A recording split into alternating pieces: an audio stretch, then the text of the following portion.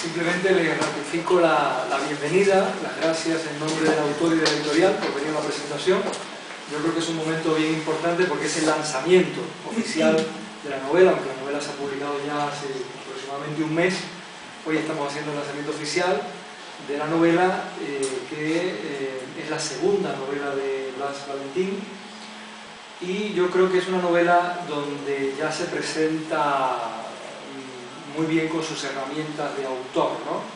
Es una novela osada por la cantidad de páginas, por los temas que aborda, por la cantidad de personajes que tiene, y yo creo que va a suscitar en los que la lean pues todo tipo de reacciones, ¿no? Desde aquellos que se sientan identificados con los personajes hasta los que estén no tan a favor de determinadas conductas o reflexiones de los personajes. En todo caso, es un reflejo ficcional, de la vida militar, de las reflexiones de unos personajes que se mueven en ese entorno militar y se plantean el ser o no ser, en todo momento. Yo creo que eso es lo interesante que tiene. No llega a ser una novela de tesis, es una novela de argumento, donde hay una trama episódica que yo creo que se resuelve bien, pero es una novela que también tiene un trasfondo de tesis que está en todas las preocupaciones del autor sobre el mundo que le rodea y sobre todo su experiencia en el mundo también de las armas. No voy a ahondar demasiado en ella, simplemente decir que, bueno, para la editorial Verbum es un privilegio publicarla, estamos contentos de tenerla en nuestro catálogo, esperamos que tenga éxito y además compartirlo hoy aquí en el Centro de Arte Moderno con su autor, Blas Valentín, y con el crítico y escritor Fermín Caballero, que es quien tiene a su cargo la presentación, digamos, oficial y oficiosa de la novela. Entonces le voy a dar la palabra a Fermín Caballero, que nos hablará de Golpes de cabeza. Muchas gracias, Luis. Bueno, bienvenidos. Enhorabuena, Blas. Gracias. Y yo, si no les importa, voy a leer un poco lo que me ha sugerido esta hermosa novela, ¿no? En principio, bueno, pues quería hacer una breve introducción y tampoco muy extensa, ¿no? De algo que quizá se nos pasa por alto. Hace poco salió en el País un artículo, ¿no? Este artículo me llevó a leer la exposición de motivos de la Ley de Régimen Disciplinario de las Fuerzas Armadas del 98. Entonces, bueno, es algo que si no quieren leerlo, vamos, no es que van a pegar cabezazos, no les recomiendo que lo lean, ¿no? Pero el artículo en cuestión, a media página, mostraba un titular sorprendente, decía 28.000 militares arrestados en 6 años, de los cuales más del 90% de las penas de privación son por faltas leves. Bueno, digo sorprendente, luego el artículo hablaba de cifras, 24%, aproximadamente 120.000 miembros de las Fuerzas Armadas que hay en nuestro país aproximadamente. Bueno, paralelismo con la obra, ¿no?, que estamos presentando. En concreto, el dato pues me invita a abrir esta presentación pues, por la coyuntura, ¿no?, que en este momento la ley en cuestión está tramitándose en el Congreso y es curioso, ¿no?, porque dice que, bueno, pues uno de los cambios que busca, o el más importante, vaya, es sustituir la pena de arresto, privativa de libertad, para las faltas leves, bueno, inexactitud en el cumplimiento de órdenes, falta de puntualidad, como ha pasado hoy, ¿no?, por aquí, en fin, que se reserve esta privación para faltas graves. ¿Y qué es lo que van a hacer? Pues parece ser que están estudiando la posibilidad de que, bueno, que la mayoría de los grupos parlamentarios defienden que esta sanción de arresto se sustituya pues, por una penalización de tipo económico, ¿no? Entonces, ¿esto qué permite o qué permitiría a España? Pues retirar la reserva del Convenio Europeo de Derechos Humanos, que prohíbe las penas privativas de libertad sin intervención de un juez. Bien. Tampoco quiero hacer aquí una exposición abierta de defensa de un proceso militar con las debidas garantías procesales, que para eso están las leyes, pero bueno, yo a lo que he venido, pues al margen de esta lectura política o económica, ¿no?, es a hablar un poco de la obra de Blas. Y esta pequeña introducción la hago porque una de las cosas de las que más me ha invadido es la libertad. La libertad es una doble vertiente, tanto física como moral, ¿no? Libertad con la que Blas pasea pues, al lector por un cuartel militar. Y antes bueno, pues de ver estos aspectos de la obra, voy a enlazar un poco, no sé si alguna vez cuando cogéis un libro, veis la portada, pasáis, pero voy a parar un poco en la portada para que el título, lo primero, y el dibujo, ¿no? Para que veáis un poco lo que me ha sugerido. Podría haber elegido no sé, un rojizo cabestro con nubes blancas o con un cencerro de cabecero y asaltando por la tormenta, ¿no? Pero bueno, esa imagen igual es una hipocresía, una mentira, y que hay 316 páginas, ¿no? Es una novela muy extensa en la que se reservan muchas cosas al respecto, ¿no? Y podría haberse elegido un militar en acto de genuflexión, pues en las dos fases, salud y cabeceo, como evidencia y servicio, ¿no? Pero lo que explora la paloma que vemos en la portada, curiosamente, es un lugar para aterrizar, porque no está levantando el vuelo. Me da la sensación de que ahí el ilustrador le da un toque genial ahí a la cola, al ala, en ese intento de buscar un sitio enorme que frenar y posar el vuelo. Y el resto de palomas asienten, pues están como ahí dormitando, o mirando, observando, ¿no? Y esa imagen me parece un guión claro de lo que es el desglosado río de atmósferas que nos vamos a encontrar a lo largo de la novela, ¿no? Entonces esa libertad o el miedo a perderla, ¿no? Sobrevuela constantemente por los personajes de la novela, como por las palomas posadas, obligados a aquellos a camuflar sus verdaderas intenciones, sus ideas hacia los demás, a esconderse detrás de la mentira, ante los mandos del cuartel, de la agrupación que forman los compañeros del Alfred Tres Guerres, la compañía auxiliar del enlace del ejército español. Comienza la novela con una segunda imagen, metafórica, brutal, no tanto por la violencia, como por la clara revelación que el autor hace de sus intenciones.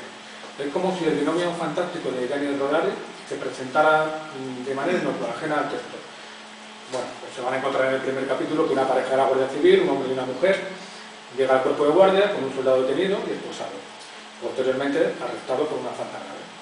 Bueno, este binomio son dos palabras que a mí me sugieren en este caso honor, que es el lema de la Guardia Civil, y libertad. En este caso, pues hay un arresto por falta grave, ¿no? Pues como términos para arrancar con ese primer capítulo, ¿no? Pero aparece también en esta primera escena, nada más empezar, una acotación temporal, ¿no? Son pocas, pero muy selectas las acotaciones temporales, digamos, que el narrador establece, pero sin que sean explícitas. Pues no sé, las vigilancias de la vía del AVE, ¿no? Que me recordaba Blas que habían sido en el año 2004, ¿no? Contra los atentados del 11M, o el uso de la telefonía móvil, ¿no? Por ejemplo, otras marcas temporales implícitas, ¿no? Pues la presencia de la mujer en las fuerzas armadas, ¿no? El narrador no establece una fecha concreta, pero con esas acotaciones temporales ya nos va marcando en qué espacio temporal se está moviendo, ¿no? Bien, es un reloj interno de la historia que da lugar también a un plano espacial. Y es más detallado el plano espacial. Bueno, la experiencia de Blas conoce muy bien pues, por su pasado, ¿no? Los escenarios en los que se mueven los personajes, ¿no? ¿Y dónde lleva pues, al lector? Pues lo va a llevar por todo el cuartel. Yo he agradecido mucho sin que no se haya abusado de la jerga militar, y que no solo que no se haya abusado, sino que además en los pocos conceptos que has establecido, me apunta por aquí, estadillo, camarete, izar bandera, tocar diana, en algunos casos incluso bien explicados, ¿no? O sea, hacer una pequeña explicación, ¿no? Bueno, en definitiva, una libertad de movimientos que parece que siempre está condicionada, ¿no? Y que nada puede suceder sin que se haya advertido previamente. Es como si quedara preservada de peligros la cadena de mandos, algo eso que me sugiere, ¿no? Y bueno, ya pasando un poco al personaje, ¿no? Voy a destacar una faceta importante que creo que es un rasgo concreto del protagonista, ¿no? Que le hace creíble, humano, ¿no? Es la prudencia. Es la prudencia con que actúa, es un rasgo que creo que lo hace de un modo transparente, alcanza al lector, le impregna de un cierto aroma a heroísmo. Pero no es una heroicidad que no la alcanza en un momento de la novela, sino que se transmuta en un romanticismo. Me da la sensación de que cuando ese romanticismo que tiene el personaje no lo va tampoco a desplazar el romanticismo que le evoca su primera novia, ¿no? Bien, ¿qué podemos decir de la prudencia? Yo he anotado algunas cosas de algunas líneas, ¿no? Voy a leer una, ¿no? Que unas líneas que me han gustado, ¿no? El alférez contemplaba la escena en actitud complaciente, tampoco hizo nada al observar, en un primer momento, cómo el sargento lo golpeaba de forma repetida. Al fin, intentó frenar la deriva radical e imponer su voluntad. Yo creo que manejar la prudencia en el comportamiento del personaje a través de este narrador, ¿no? Que no debe interferir en forma excesiva, a mí me parece que domina bien el realismo, ¿no? Dándole una veracidad en el diálogo, ¿no? Bueno, pues en esta reflexión del alférez Gustavo Tresberres, ¿no? el principal protagonista, pues a medida que avanzan los capítulos, ese temor por el daño colateral de la privación de la libertad parece que se va reduciendo, y es un recurso bien exprimido y trabajado, ¿no? Que le ha servido para equilibrar en algunos momentos, pues para que el lector tenga también, cuando espera una reacción determinada, pues no sé, volviendo un poco a la portada, pues se encuentra con el posar de un largo vuelo de un hombre comedido, ¿no? Y que así sucede cuando, pues, el primer esbor, que me da la sensación de que cuando empieza el desenlace de la novela, se aproxima en forma de una cruel capitana, ¿no? Ahí que, bueno, en fin, el narrador tampoco interfiere de una forma excesiva, pero consigue la complicidad del lector, y en una percepción del entorno que le rodea, su mundo militar que las plasmado muy bien, ¿no? Cómo focaliza, pues convirtiendo la bola, va modulando, nos introduce en la conciencia del alférez, y bueno, pues a partir de ahí es un elemento persuasivo de la libertad, ¿no? A través de la prudencia. He anotado también otra línea que dice algo así como dice: de similar modo podía juzgarse la pistola que él como oficial de guardia llevaba encima, formalidad llamativa que para nada necesitaba, salvo para cascar nueces, si aún nueces tuviera. Bueno. Un ejemplo, bueno, pues de incursión, ¿no? De ese mimetismo que el narrador, pues en la conciencia del protagonista va equilibrando esa balanza entre los planos que busca la libertad, ¿no? Tanto el de la introspección como pues, el de la supervivencia, ¿no? La libertad de movimientos que se va alimentando también del recuerdo.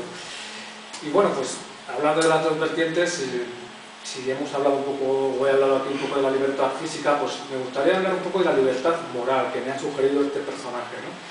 Si a la libertad física de alguna manera le servía la prudencia, ¿no? Pues vais a encontrar como lectores un respiro en la búsqueda de la libertad en el desengaño.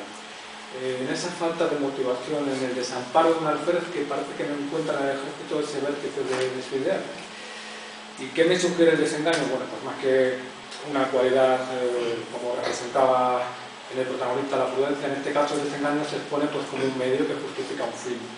Pues la pérdida de la ilusión le causa al alférez una reminiscencia, un flashback, un salto temporal que le sirve de contrafuerte a su ego frustrado, derribado por el teatro de la soledad. Y han dado otra línea que me ha sugerido, dice: si tú supieras, Amparo, el silencio postrero tras el cristal. Bueno, deciros que la máxima que le permita al lector pactar este descanso frente a esa hipocresía de las acciones y desórdenes que le llevan al desengaño sería una máxima que es la que maneja muy bien Blas a lo largo de toda la novela. El combate más importante es el que se gana uno a sí mismo contra la mentira. Bien, pues si la prudencia es el antídoto que le lleva a sobrevivir con libertad de movimientos, el desengaño, el recuerdo, la evocación de un amor frustrado es el aliento que le permite mantener su entereza. Una entereza humana que se le va a dar la salida real y única, pero ya al final de la novela, ¿no? Y hay un binomio aquí que también, por seguir un poco con Gianni Rodari, ¿no? Es sugerente de esta metáfora de la vida, ¿no? que queda más a la elección vuestra. A mí me ha sugerido pues, que leáis un poco con atención sobre todo los capítulos en los que el ejército no tiene una presencia directa, que también creo que son unos capítulos que los que Blas estaba de acuerdo conmigo que han sido muy, pues también de mucho peso, ¿no? Y el capítulo 14, por ejemplo, encontramos de nuevo una introducción explícita al consciente de la alférez, mientras lee a uno a uno. Entonces va buscando la libertad, muere el ideal, encuentra ese arma que mata al verdadero Michael Correve, que es un morir para resucitar, ¿no? Y anota, dice: el personaje de Don Miguel no se conformaba con una vida de títere, con una vida manejada, hecha ficción, con su lector literario. Bien, parece que a partir de ese momento empieza un nuevo yo, el camino hacia el desenlace, ¿no? La puesta en escena de un alférez renovado. Cómo se va reflejando y cómo se va plasmando en los diálogos, pues va rebuscando con más anhelo en los recuerdos, pues, entrará en un periodo incluso de permiso, comienza el exilio hacia el mundo civil, una reinserción al mundo laboral. Y así se protege, pues, en ese paraguas que es libertario, de escenas metafóricas, de diálogos adictivos. Y yo he anotado por aquí una escena que me gustó mucho, ¿no? que van hablando y dice: libertad de carreteras secundarias, libertad de pueblo que tú y yo recorremos, y usted y yo somos libres. Bueno, pues en este Parlamento el lector enseguida va a reconocer, pues, la verdadera intención del protagonista, ¿no? Se alimenta, como os decía, de esa libertad física, de este binomio que para mí son dos palabras, en este caso sueño y combate. Bien, he cogido estas, pues, podría haber otras imágenes evocadoras, ¿no? La de Gato Matanán, o la del coche en mitad de la noche, aparcado ahí en el arcén, mientras habla con Amparo, con su novia, ¿no? Pero juega muy bien con las figuras, las retóricas, y las maneja extraordinariamente, ¿no? Y luego con esa prosa sugerente que, bueno, pues, que hace que el binomio, pues, se vaya sustentando en alusiones, ¿no? Alude a Borges, sabía que la realidad estaba hecha de la misma materia que los sueños. Bueno, pues en una clase ahí que está el Amparo, en Don Quijote, y yo a veces anoté aquí y me preguntaba: ¿pudo Don Quijote elegir? ¿Conocía su verdadera libertad?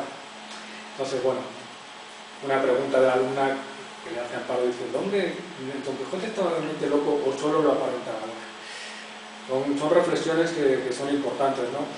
Hay que diferenciar claramente esta lucha interna del protagonista, ¿no? Y Blas se ha amparado en este caso para combatir la mentira, para derrotar ese mal que ha destruido su sueño, en pelear de una manera real contra la hipocresía que le rodea, ¿no? Y bueno, no quiero tampoco, a ver si voy a pecar yo también de como la exposición de motivos de la ley, que os dejo aquí dando cabezazos. Voy a simplemente a deciros que bueno, que va a ser rodear de ingredientes necesarios, y voy a concluir hablando unas cositas del autor. Y os voy a leer un párrafo de una reseña que le hice a la novela y que me gustó. Que Blas Valentín podía haber nacido en Almalasa, junto a un gato llamado Matanán, y no haber renunciado al ejército en su otra vida. Pero Teruel existe, y allá, en su verdadera patria de infancia y raíz, vino al mundo literario a los 29 años de la mano de Zarzal. Profesor de secundaria, filólogo y escritor, acaba de publicar su segunda novela con la editorial Verne, Golpes de Cabestro. Bueno, hoy estamos aquí presentando en este templo de arte literario que es el Centro de Arte Moderno de Madrid. Bien, ¿qué puedo decir del autor? Ha creado un territorio propio, Almalasa. Eso ya lo hicieron Faulkner y Onetti, ¿no? Y Luis Onetti, al año que viene, que es el 20 de aniversario de su muerte, que tendrá un peso especial. Bueno, os invito a conocer al autor a través de una visión general que va a dar lugar a donde los personajes se alimentan. El caso de Golpes de Cabestro parece una biografía de su patria, de la infancia de Raíz. Una patria donde los personajes cultivados por Blas denuntan de la España las clases sociales, esas casquillas de dor y pacifismo, exterminadora de derechos y libertades en el sentido más humano de la palabra.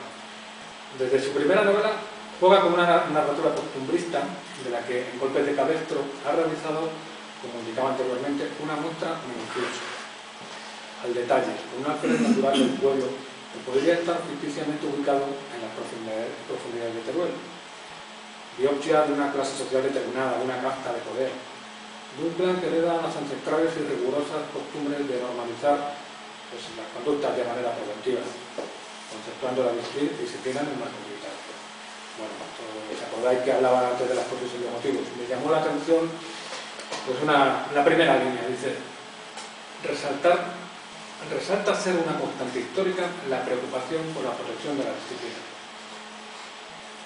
Esta demora cronológica, distante, es la brecha que producen los conceptos, las normas en el progreso social, con su inútil intento de regular jerárquicamente la igualdad de clases, pero haciendo prevalecer el poder de uno sobre otro. Es lo que Blas Valentín ha sincronizado en Golpes de Cabestro. Una demora de lustros que no lleva sino a la búsqueda de la libertad, y que no parece alcanzar a la pluma del legislador anclado en desaforados arraigos. Esa costumbre atrapada por caciquismo, alimentada por una prosa ampulosa, algo decimonónica, que deja de entrever en el Zarzal, contrasta con una adaptación a los nuevos tiempos que corren, con una visión de la realidad donde la libertad, los sueños y el combate tienen que ser guiados por la prudencia. Si no, los personajes, los habitantes de Almalasa, perderán su credibilidad, quedando en manos de narradores atrapados por una infructuosa búsqueda de la libertad, que agotará todos sus recursos sin alcanzarla. Bueno, y antes de pasar la palabra a Blas, quería despedirme y deciros lo que ha supuesto personalmente para mí esta obra, ¿no? y este estudio de la obra. Para mí ha representado una lección de moral y por ello quería darle las gracias con una pequeña lectura extraída del oráculo manual de Baltasar Gracián del arte de la prudencia. En este caso he elegido la axioma 89, que se titula Conocerse a sí mismo. Conocer el carácter, la inteligencia, las opiniones y las inclinaciones. No se puede ser dueño de sí, si primero no se conoce uno mismo. Hay espejos para la cara, pero no para el espíritu. Este espejo debe ser la prudente reflexión sobre uno mismo. Cuando uno se despreocupe de su imagen exterior, debe de conservar la interior para enmendarla y mejorarla.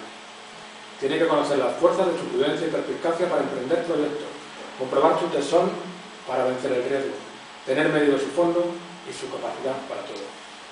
Enhorabuena, Blas, y muchas gracias.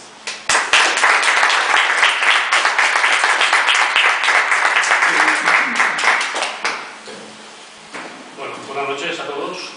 En verdad yo no he venido a hablar de mi libro, he venido a hablar de mi gato Matalán, que ha expresado también Fermín. Bueno, quiero daros las gracias por haber venido aquí, la verdad es que es un motivo de satisfacción para mí y de orgullo también. También quiero dar las gracias a la editorial Verbum por haberme permitido publicar en estos tiempos que está realmente complicado.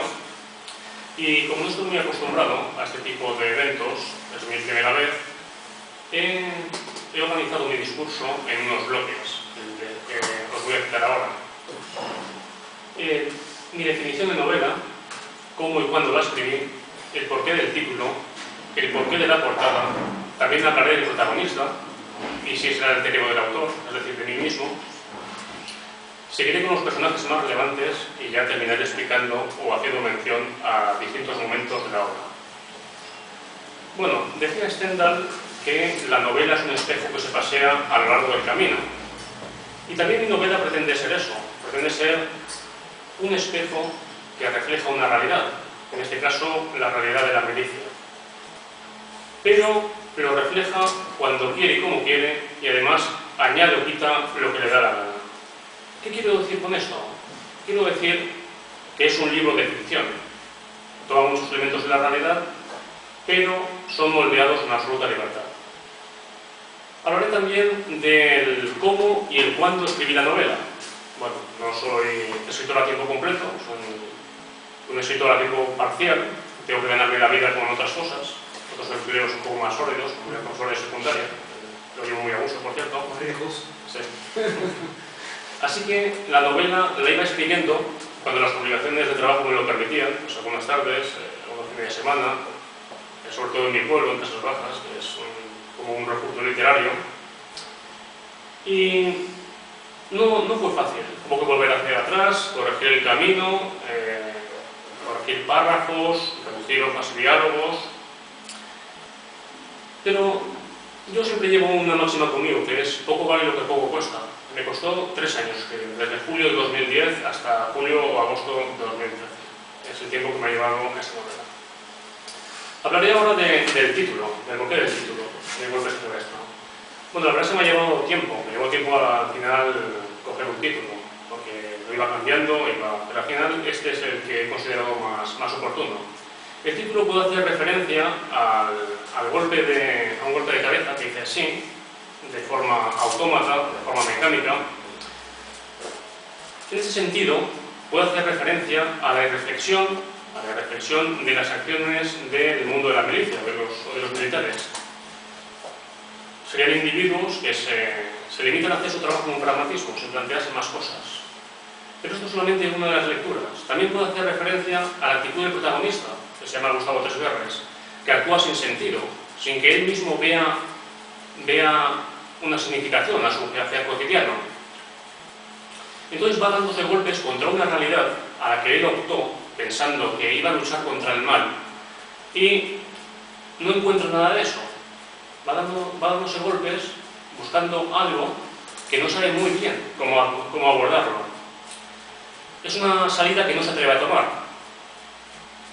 Y la novela, además, solamente una vez una vez se menciona el término golpe de cabestro, y es en clase de Amparo, es profesora de literatura, antigua novia suya,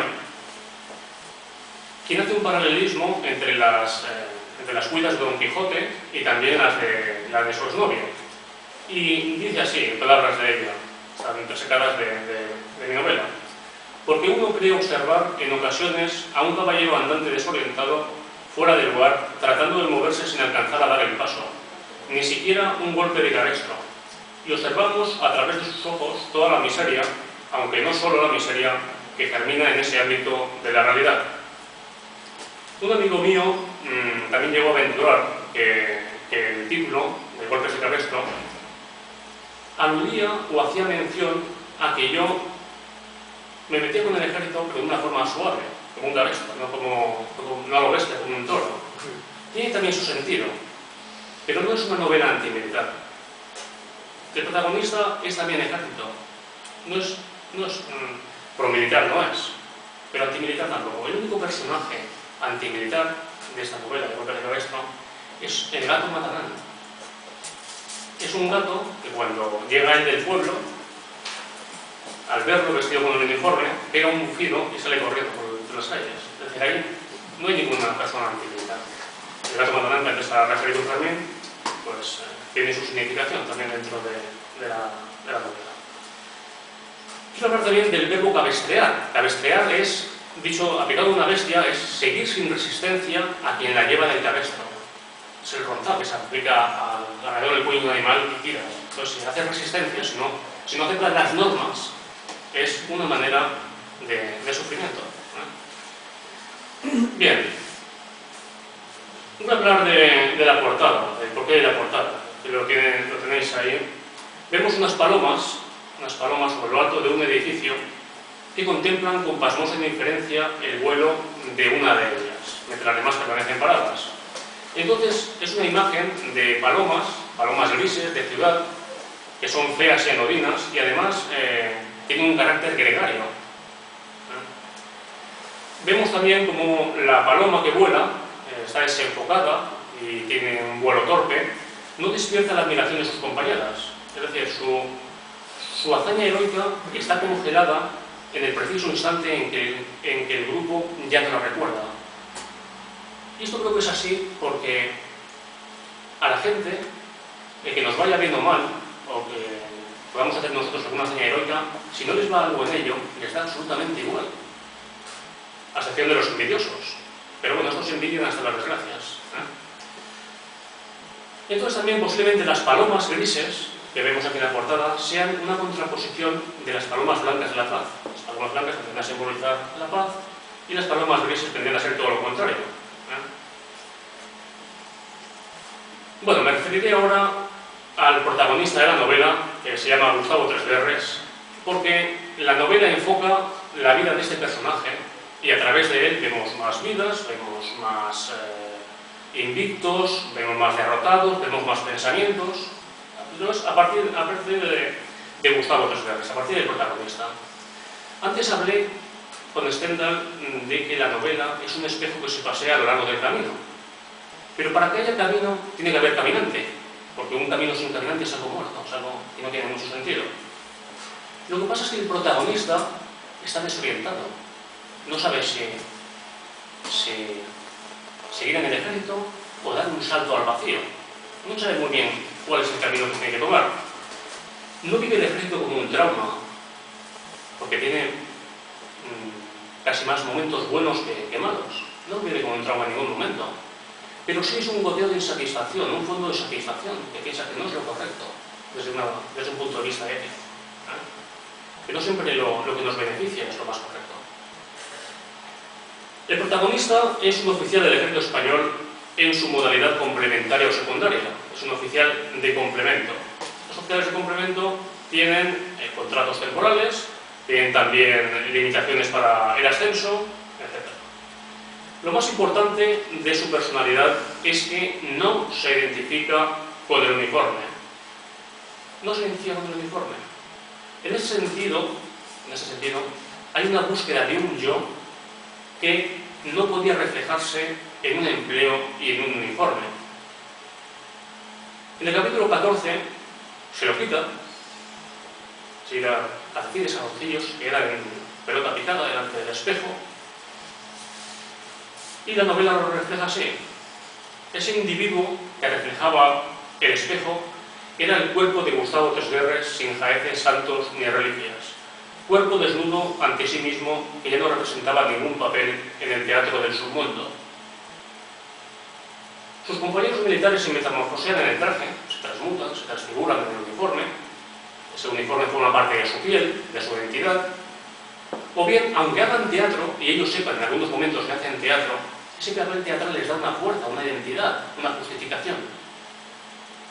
Pero el protagonista no encuentra nada de eso, porque él busca un brillo en la existencia más allá del mundo militar. Es el único personaje de la novela, el protagonista, que no se identifica con el uniforme, con su papel. En ese sentido, yo pienso que uno puede ser médico, profesor, desempeña un papel y termina por verse reflejado en él. Es decir, le da una fuerza, justificación a ese papel que está realizando. Tesguerres no, Tesguerres es incapaz en la mayoría de las ocasiones de identificarse con ese papel que está realizando. Se observa frente a un espejo desnudo, como he comentado antes, y no se ve creíble. Está completamente desprovisto de ornamentación. Pienso que dedicamos mucho tiempo a alimentar nuestra importancia, a alimentar ese papel, esa importancia, un papel que estamos desempeñando, un oficio. Otra cosa es el amor propio, pero esto es algo distinto y me llevaría pasar de tiempo explicarlo. ¿El protagonista es el alter ego del autor? Bueno, tengo que reconocer que se parece bastante. Yo he sido oficial de complemento y el protagonista también ha sido oficial de complemento. Bueno, tengo que reconocer que yo soy bastante más guapo que él. Pero a cada pausa de la lectura, sobre todo aquella que hace referencia al personaje principal, viene el distanciamiento, viene la reflexión. ¿Qué quiero decir con esto? Quiero decir que el narrador no se identifica con el personaje. Lo mira desde lejos, lo analiza, lo escruta, no se identifica con él. Además, este personaje se manifiesta con todas las contradicciones que observaría en sí mismo cualquier persona real de carne y hueso que no fuera el protagonista, cualquiera de vosotros que habéis venido aquí. ¿Por qué digo esto? Pues porque no se identifica con el uniforme ni con el ejército, pero se sirve de él para ganar dinero. Critica la actitud servil de otros, el servilismo del mundo militar, pero él mismo incurre en actitud servil. Lo mismo ocurre con las prebendas o con los beneficios del sector oficial. Los critica cuando los ve en otros, pero él también se sirve de ellos. Llegado a este punto, tengo que decir que el personaje principal tiene un perfil más ético que yo cuando era militar. Porque este Tesguerres, cuando tiene que arrestar a un soldado por un mes y un día, y hace una notificación por falta grave, para después meterla al calabozo, los papeles le tiemblan en la mano cuando le está notificando la falta grave. Los papeles le tiemblan. Y eso no es propio tampoco de un oficial. Se siente culpable de meter a una chica a un mes y un día de calabozo. Lo mismo ocurre cuando tiene que arrestar a un soldado sudamericano con 8 días. Lo hace porque está desarrollando un papel, es un papel teatral lo que está haciendo, pero él se siente culpable de hacer esto, arrestar, quitar la libertad, es algo terrible esto. Sin embargo, reconozco que yo cuando era oficial del complemento, pocas veces sentí compasión. Cuando tuve que hacerlo, lo hice, sentí ese papel y no me lo planteé más veces. Es a través de mi personaje como he intentado realizarme. También el protagonista siente compasión cuando trata con el Brigada Zurrieta. El Brigada Zurrieta es un personaje borracho y desarraigado. Personaje borracho y desarraigado. Ama el ejército, es un personaje bonachón, ama el ejército, ama España, pero lo más característico de él es que es despreciado por todos, es un personaje que desprecia a todo el mundo y siempre está tirando flema, siempre está escupiendo, fumando, escupiendo, le llaman ansepias porque arroja unos escudos al suelo que se solidifican como masa gelatinosa en el suelo y adquieren textura de sepia, esa que se come de base, realmente. Bueno. Tres Guerras en ningún momento lo desprecia a este personaje. Bueno, después hay más personajes importantes. Está el Capitán Campomor. Es un hombre, este hombre, el Capitán Campomor, es un hombre de una estructura ósea enorme, es un tocho así, es un tiarrón enorme. Su cuerpo está muy en consonancia con su carácter desequilibrado o de perdonaditas. Pero tiene tantas sombras como luces este capitán. Protege su frente, la cuida,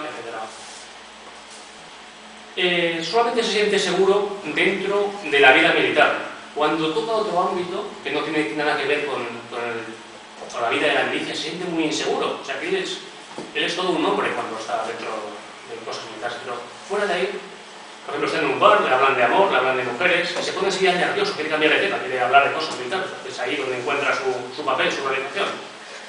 También quiero hablar de una capitana, capitán, se suele decir, en la Real Academia Española creo que capitana no lo admite, Yaiza Cebolla, es mujer y capitán de la escala superior de oficiales, y es soberbia y cruel hasta el paroxismo. Es una cosifica a las personas que están bajo su mando, pasan a ser meros objetos para ella, pero no actúa igual con la gente de arriba.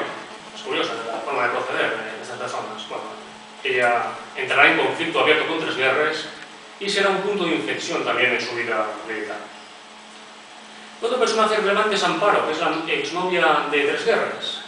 Ha sido compañera suya en la Facultad de Filología y ahora es profesora de la Facultad de Filología. Y está siempre en el pensamiento de Gustavo Tres Guerras y será para él fuente de sufrimiento, porque desprecia a Gustavo por haber cogido el mundo de las armas y no el de las letras. Ella no podía pensar que su exnovio podía meterse en un mundo tan sórdido para ella como el del ejército. Y bueno, ya para finalizar hablaré de distintos momentos de la obra. Aunque la obra se puede, golpes de cabeza, se puede enmarcar dentro de lo que es literatura realista, también hay cierta querencia en la novela a lo esperpéntico. Es decir, que a veces la obra se regocija o incluso se refocila frente a los espejos del Callejón del Gato. Y diré por qué. Y daré algunos ejemplos. Por ejemplo, en el comienzo de los capítulos 3 y 5 nos encontramos al protagonista, Gustavo Tres Guerras, de rodillas, encima de un colchón, y observa que delante de él tiene un crucifijo de madera.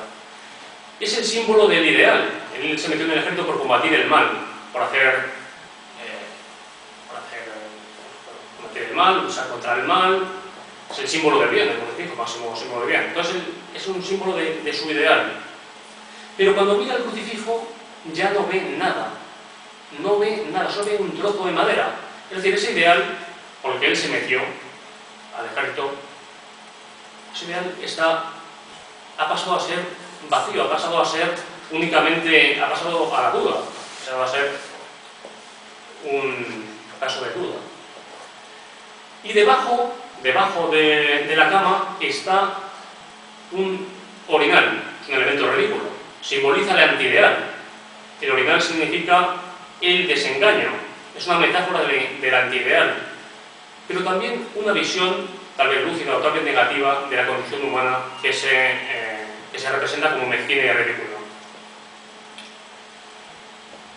Cito el comienzo del capítulo 5. Se incorporó de la cama y encima de ella se postró de rodillas ante la cruz que lucía espléndida de su cabecera, cruz que apuntaba a un nuevo horizonte de realidad simétrica.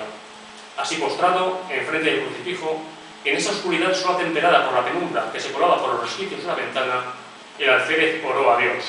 Algo musitó, palabras enigmáticas de noche, palabras oscurantistas de crepúsculo. Rezar, orar, levantar la cabeza al infinito, dolido de realidad y sueño. La oración y la vida confluyeron en su fluir, pues la cruz donde dirigirse a Dios convergió con el asidero en la noche donde expresar la impotencia de una realidad imperfecta y prosaica. Así reposaron los fluidos debajo de la cama, eliminados del cuerpo pero asimilados en el alma escogida. Y otro de los temas de la novela, y con esto ya termino, es la constante búsqueda de la libertad. El protagonista quiere a veces tomar los hilos de la vida, los hilos de su vida. Digo a veces porque no siempre lo tiene claro. Es un goteo de satisfacción, un fondo de satisfacción. Y son unos hilos que lo mantienen doblemente atado a un destino y a un oficio. El destino aparece muchas veces a lo largo de la obra. Cuando uno habla de hilos, suele pensar en una marioneta. Estás manejado por hilos, intentas acabar con ellos, pero aquí el hilo que tira del protagonista es el cabestro, el ronzal que metafóricamente lo tiene alrededor del cuello y que se opone resistencia a este cabestro, te genera sufrimiento. Es mejor seguir las normas y seguir donde te marca la fuerza. Esto, ¿no? Pues ya lo dicen también las personas relacionadas con, como diría yo, ahora no me sale. El mundo rural no, el mundo del zen, el mundo de los budistas. Si tú te resistes ante algo, al final es peor. Es mejor dejarse llevar, aceptar la realidad, rendirse ante la realidad. En un momento se encuentra en un desfile ahí, atado, no puede moverse, es una estatua, y dice así: Amparo, si tú me vieras aquí hecho una estatua, me pedirías que persiguiese mis sueños, pero una estatua no puede perseguir nada. Nada, Amparo, no puede perseguir nada, solo esperar a la autoridad a que me dé órdenes para moverme. Un hombre fijado a su cruz no puede perseguir sueños. Y en un encuentro con Dolores de Calatayud todavía es más explícito. Quiero romper los hilos, Dolores, los hilos que me atan a la incoherencia, los hilos que me dictan qué hacer y cómo pensar. Ser un autómata equivale a estar muerto. Bueno, pues hasta aquí mi intervención. Espero que les haya gustado y nada, muchas gracias por verme.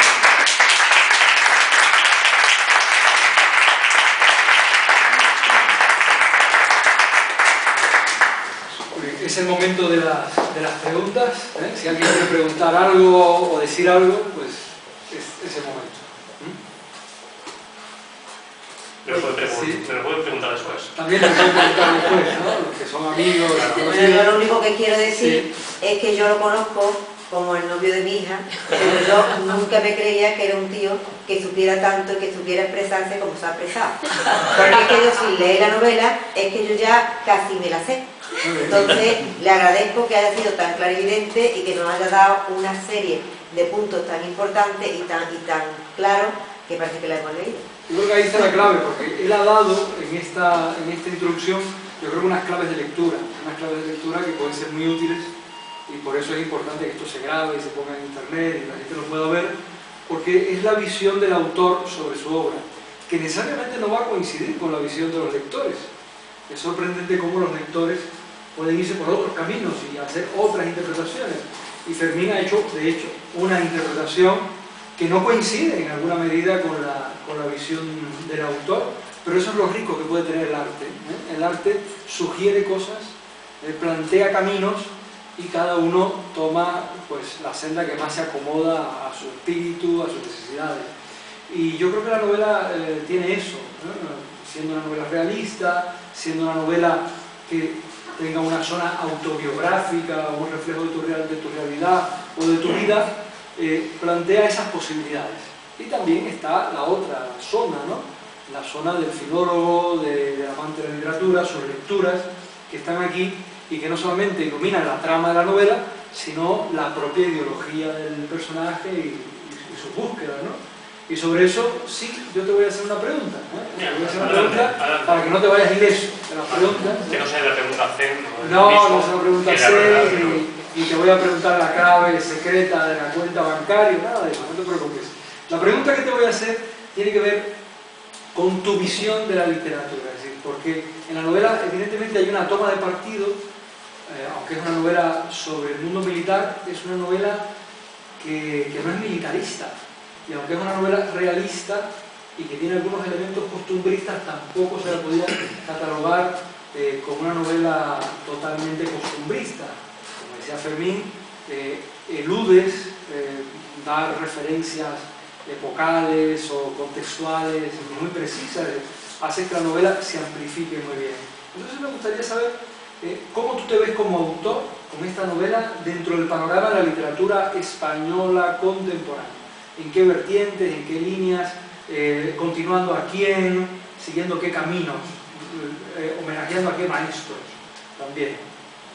Bueno, es una pregunta que podría tener varias respuestas. Yo pienso que en el medio está la virtud, ¿no? Y que se ven de distintos autores. Los que más me gusta puede ser Miguel Delibes, que es un autor costumbrista, pero quizás sea un poco excesivo para mí, Miguel Delibes. Pío Baroja también refleja bastante bien la realidad que encuentra. Creo que somos un compendio de distintos autores. Me enmarco pues, dentro de lo que sería la literatura española más clásica, que es la que realmente he leído, la que más me gusta. En cuanto a la narrativa actual, no he leído demasiado. No he leído demasiados, pero bueno, ya digo que un poco Bueno, pues a ver. Bueno, yo lo que quiero es, bueno, en primer lugar, felicitar al autor, ¿no?, por la exposición de su novela, y después, tras haber escuchado al crítico, yo creo que ya se puede hablar de consagración del autor. Entonces, lo que quiero preguntarle es si él tiene todavía ahora algún proyecto sobre nuevas publicaciones. Pues la verdad es que no hay dos sin tres. No hay dos sin tres y quiero volver a la carga.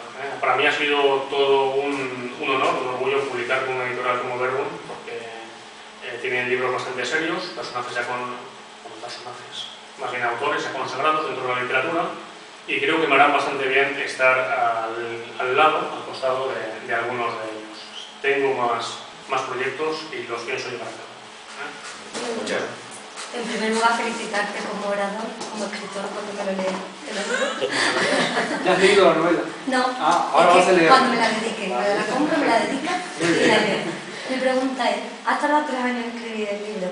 Me ha encantado tu frase, lo que no... Pues, Poco vale Lo que poco vale poco. Durante, me imagino que cuando tú empezaste a escribir el libro, te planteaste, ¿no?, un tema, una trama, e incluso podrías incluir el final del libro. A lo largo de esos 3 años, Sí. en los que has podido cambiar, no tu percepción de la historia, pero sí tu parecer ante determinado, incluso, no sé cómo explicarlo. Sí, bueno, que una evolución de lo que yo escribía, de mi visión de lo que yo escribía. Atendiendo a tu realidad personal, lo que te está sucediendo, te puede cambiar un poco la visión de lo que tú has venido sintiendo hasta este momento. ¿Ha cambiado mucho a lo largo de esos 3 años? Pues es muy buena pregunta, la verdad. Es bastante buena pregunta. Sí, vas cambiando, porque cualquier realidad que uno vive, cada vez se ve con más perspectiva con el tiempo. Entonces, ha cambiado porque la novela al comienzo, cuando yo empezaba a escribirla, era más radical. Y poco a poco se ha ido atemperando, poco a poco ha ido moderándose con el tiempo, con otras visiones, con otros comentarios, porque yo pienso que el tiempo atempera, madura y sazona. Gracias por la pregunta. Pues ahí lo tenemos, una novela, yo creo que ya de madurez, de Blas como persona, también como artista, como escritor. Yo creo que marca perfectamente un antes y un después, y esperamos continuar leyéndolo, esperamos que disfruten la lectura de la novela y que se la puedan llevar además autografiada por él. Lo felicitamos y yo creo que se merece un aplauso. Muy bien.